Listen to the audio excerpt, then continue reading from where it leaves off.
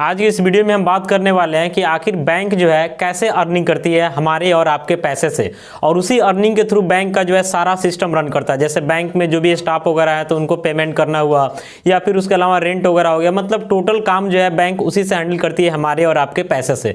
तो इसका पूरा एनालिसिस इस वीडियो में हम करने वाले हैं। तो सबसे पहले जान लीजिए कि बैंक का मतलब क्या होता है, कि जहाँ पे पैसा हम लोग डिपोजिट कर सकते हैं या फिर डिपोजिट किए हुए पैसे का विड्रॉल कर सकते हैं। कभी कभी बैंक में हम लोग कर्ज के व्यू से भी जाते हैं, यानी कि लोन वगैरह लेने के पॉइंट ऑफ व्यू से। तो कहने का मतलब है कि हमारे रुपया से बैंक अर्निंग कैसे करती है, सबसे पहले हम इस पे बात करेंगे, और इसके साथ ही साथ कुछ और टॉपिक इससे रिलेटेड हम इस वीडियो में एनालिसिस करने वाले हैं। तो सबसे पहले आपको हम बताते हैं, जैसे मान लेते हैं कि आप बैंक में गए या फिर हम बैंक में गए और जा करके वहां 100 रुपया जो है बैंक में हम क्या किए, डिपोजिट कर लिए। तो आपको पता होगा कि बैंक जो है मतलब कि सेविंग अकाउंट पे भी कुछ ना कुछ इंटरेस्ट देती है, लेकिन सेविंग अकाउंट पे जो है रेट ऑफ इंटरेस्ट रहता है थोड़ा सा कम रहता है। तो जनरल वे में देखा जाए तो 4% के आसपास में आपका सेविंग पे इंटरेस्ट रहता है। मान लेते हैं कि आप बैंक में गए और बैंक में जाने के बाद जो आप क्या किए कि 100 रुपया जो है बैंक में डिपॉजिट कर दिए। तो बैंक में आपको पता है कि सिर्फ डिपॉजिट करने वाला ही नहीं जाता, बहुत सारे लोग ऐसा जाते हैं जिनका लोन पर्पस होता है। जैसे मान लेते हैं किसी को बिजनेस करना है, होम लोन लेना है, तो लोन वाले लोग भी जाते हैं।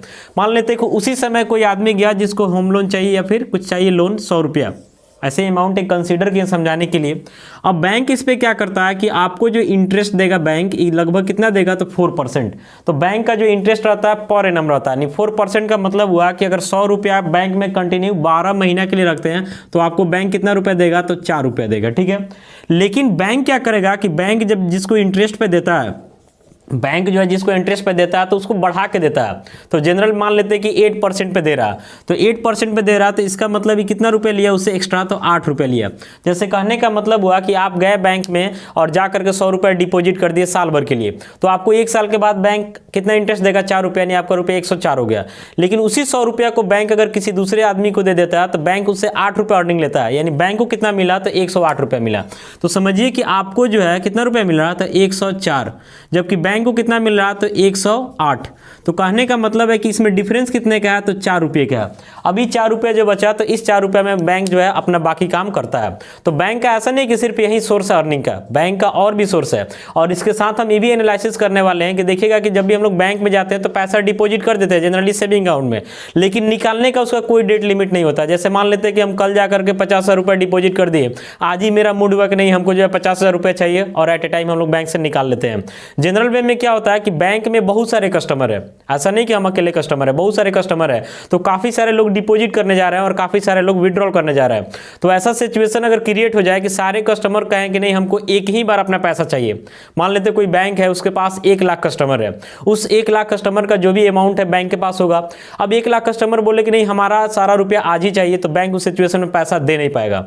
देखते हैं ना जनरल वे में क्या होता है कि बैंक एक लिमिट सेट कर देता है कि आप एक दिन में कितना रुपया निकाल सकते हैं, ठीक है। इसीलिए लिमिट सेट किया जाता है ताकि आप उस लिमिट को पार करेंगे तो फिर बैंक को प्रॉब्लम क्रिएट हो सकता है। तो कहने का मतलब है कि जनरल ऐसा सिचुएशन नहीं आता है कि सारे कस्टमर जाएं और बोले कि नहीं हमारा पैसा आज एक ही साथ दे दीजिए, जनरल वे में ऐसा सिचुएशन नहीं आता है। तो बैंक एक्चुअली में करता क्या है कि बैंक के पास टोटल जितना डिपॉजिट है कस्टमर का रुपया, उसमें से लगभग 20% के आसपास में रुपया बैंक हमेशा अपने पास कैश के रूप में अवेलेबल रखता है, ताकि कस्टमर का डिमांड बढ़ जाए तो उस पैसा को हमको देना पड़े।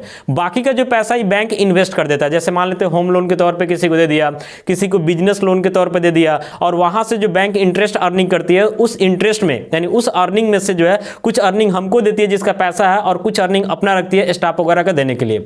तो जनरल वे में देखा जाता है कि बैंक का जितना इंटरेस्ट आता है, यानी बैंक का जो अर्निंग होता है उसका लगभग 40% जो है बैंक का खर्च हो जाता है। जैसे रूम वगैरह मान लेते हैं कि दूसरे के बिल्डिंग में बैंक चल रहा, या फिर स्टाफ वगैरह है, और भी लाइट वगैरह का चार्जेज है, तो इसमें लगभग बैंक का 40% रुपया जो है चला जाता है, और बाकी रुपया जो बचता है उससे बैंक अपने आप को धीरे धीरे ग्रो करती है। इसी कारण देखिएगा कोई बैंक छोटा रहता है, कोई बैंक बड़ा रहता है, तो मैनेजमेंट पे डिपेंड करता है कि बैंक मैनेजमेंट कैसे कर रही है, ठीक है। तो आप समझ गए कि बैंक का अर्निंग कैसे होता है। तो अर्निंग में सिर्फ ऐसा नहीं है कि हमारा जो रुपया है उसके इंटरेस्ट पे बैंक अर्निंग करे, कुछ और भी सोर्स है बैंक के पास। जैसे मान लेते हैं कि हम लोग एटीएम लेते हैं, तो साल भर में एटीएम यूज करते हैं तो उसका कुछ एक कॉस्ट होता है जो हमको पे करना होता है। नेट बैंकिंग है तो उसका कुछ कॉस्ट पे करना होता है। जब हम लोग ट्रांजेक्शन को लिमिट पार करते हैं, या फिर देखिए कभी कभी इनवैलिड ट्रांजेक्शन कर देते हैं, तो वहाँ भी कुछ ना कुछ चार्जेज वगैरह कटता है। तो जितना भी एक्स्ट्रा चार्जेज वगैरह है थोड़ा बहुत इन सबसे भी जो है बैंक का अर्निंग बनता है, ठीक है। अब देखा जाए, अगर मान लेते कि सारे कस्टमर सोचे कि नहीं एक ही बार हमको बैंक से पैसा चाहिए, तो उस सिचुएशन में जो है बैंक के पास प्रॉब्लम क्रिएट हो सकता है। तो जनरली ऐसा सिचुएशन नहीं आता है कि सारे लोग जो बोले कि नहीं हमको एक ही बार पैसा चाहिए, ठीक है। तो इसलिए ऐसा कोई दिक्कत होता नहीं है।